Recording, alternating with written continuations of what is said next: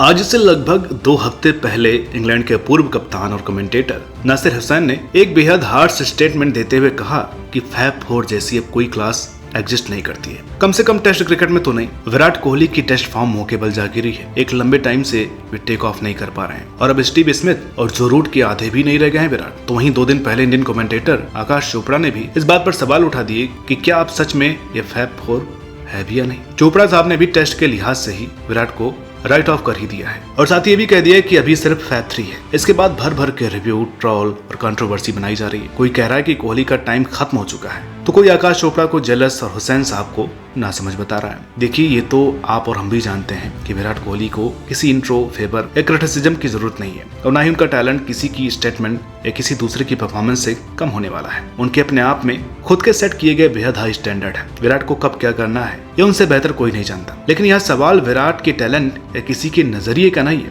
बात यहाँ किसी एजेंडे का भी नहीं है। सवाल यहाँ है सच का और उस सब का जो हम सबके मन में है। तो किसी को भी सही या गलत ठहराने से पहले चीजों को अच्छे से जान लेते हैं, फैक्ट और फिगर्स की मदद से जरा समझने की कोशिश करते हैं कि ये कवि अपनी इन पंक्तियों में क्या कहना चाहते हैं। तो ये बात शुरू होती है 2013 से, जब इंडिया से सचिन, ऑस्ट्रेलिया से पॉन्टिंग, साउथ अफ्रीका से कैलिस और वेस्ट इंडीज के ब्रायन लारा का फैब 4 का युग जा चुका था। ये दिग्गज रिटायर हो चुके थे। टेस्ट क्रिकेट को दरकार थी उसके नए ब्रांड एम्बेसडर की। तभी हर टीम से 24-25 साल के टैलेंटेड लड़के वर्ल्ड क्रिकेट में अपनी जगह पुख्ता कर रहे थे। हर टीम के पास जोशीले, कुछ एग्रेसिव, कुछ खोखार, तो कुछ शांत टैलेंटेड बैट्समैन थे। इंडिया के पास विराट, इंग्लैंड के पास जो रूट, न्यूजीलैंड के पास विलियमसन और ऑस्ट्रेलिया के पास भी स्टीव स्मिथ जैसे प्रॉमिसिंग टैलेंटेड बैट्समैन थे, जो कि रेड बॉल क्रिकेट में अपने टाइम की क्लास को डिफाइन और एलिगेंस को रिफाइन करते थे। देश विदेश में रन भी बटोरते थे और अपनी पैशनेट फील्डिंग से कैच भी पकड़ते थे। बोले तो मॉडर्न एरा के फैब 4 थे। हालांकि इस लीग में कहीं न कहीं डेविड वार्नर भी शामिल थे। खास तौर पर स्मिथ तो अब एक लेग स्पिनर से बैट्समैन बने थे। अपनी शक्तियों का एहसास हो चुका था उन्हें। साल था 2014। इन यंग गन्स के टैलेंट की झलक दुनिया देख चुकी थी और एक बात तो साफ थी कि आने वाले 10-12 साल ये फैब 4 जमकर राज करेंगे और क्रिकेट को नई ऊंचाइयों पर ले जाएंगे और इसकी शुरुआत बड़ी जोर शोर से हुई। तो चलिए अब देखते हैं पहले 5 साल में फैब 4 की क्लास। लेकिन आगे जाने से पहले ही ये क्लियर कर दें कि ये सिर्फ टेस्ट के फिगर्स हैं। व्हाइट बॉल क्रिकेट में विराट को किसी से कंपेयर करना सूरज के आगे दिया जलाने वाली बात है। विराट का जो कद व्हाइट बॉल क्रिकेट में उसके नजदीक कोई भी नहीं है। शुरुआत करते हैं केन विलियमसन से, जिन्होंने सबसे कम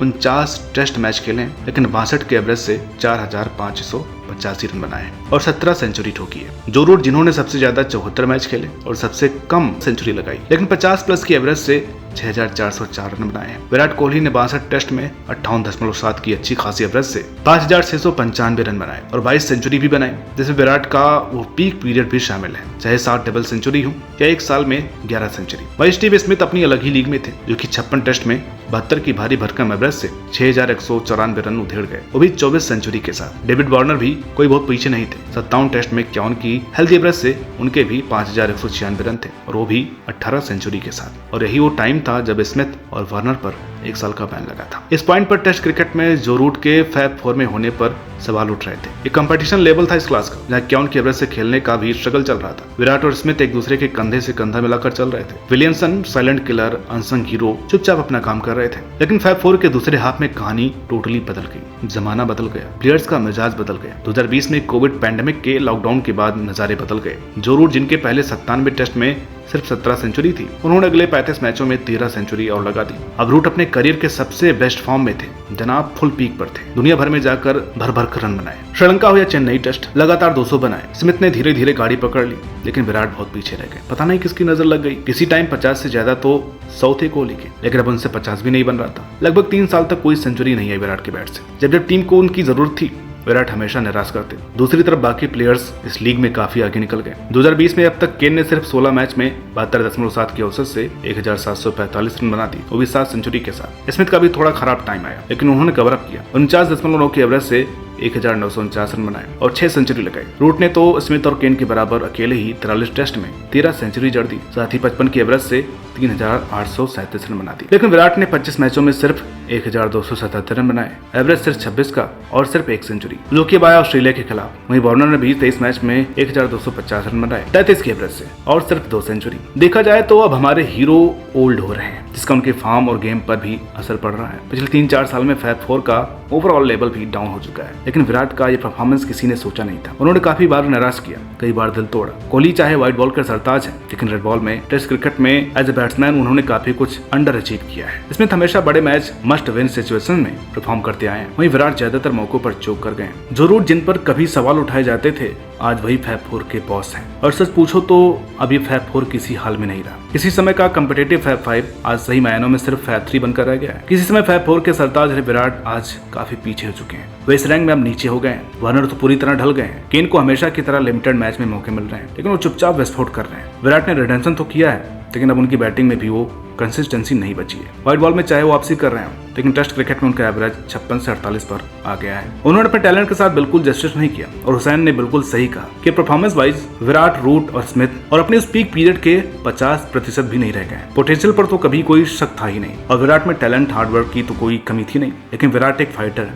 उम्मीद करते हैं कि व्हाइट बॉल की तरह रेड बॉल में भी रिडेम्पशन करेंगे किंग कोहली। सच कहूं तो आकाश चोपड़ा और नसीर हुसैन की बातें आंखें खोलने वाली एक रियलिटी चेक है। चाहे कड़वी लगे, तरीका गलत हो सकता है, लेकिन बात नहीं, क्योंकि मानो या ना मानो विराट अपने टैलेंट के कॉरस्पॉन्डिंग उस मुकाम को अचीव कर ही नहीं पाए हैं जहां उन्हें होना चाहिए। आपके इस बारे में क्या राय है, कमेंट करके बताइएगा।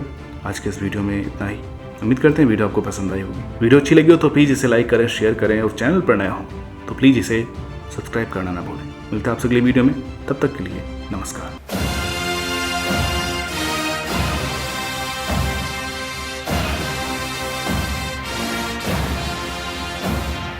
वनडे वर्ल्ड कप ये सिर्फ एक ट्रॉफी की जंग नहीं है, ना ही ये महज कामयाबी का सबूत है। वर्ल्ड कप तो गाथा है कुर्बानियों की। गौतम गंभीर मात्र 3 रन दूर थे अपने शतक से। दास्तान है हार कर जीतने वाले बाजीगरों की।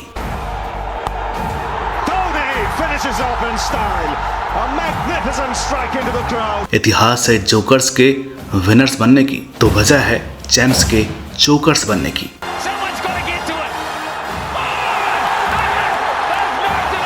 ये बात कुछ चंद मैचों की नहीं, बल्कि ये बात है 4 सालों के लंबे इंतजार की। आया वर्ल्ड कप हमारे देश रे। क्योंकि अब वर्ल्ड कप के कुल 12 हफ्ते बचे हैं, इसलिए वनडे वर्ल्ड कप का वेलकम जश्न के साथ जरूरी है। हर मैच को जीना जरूरी है,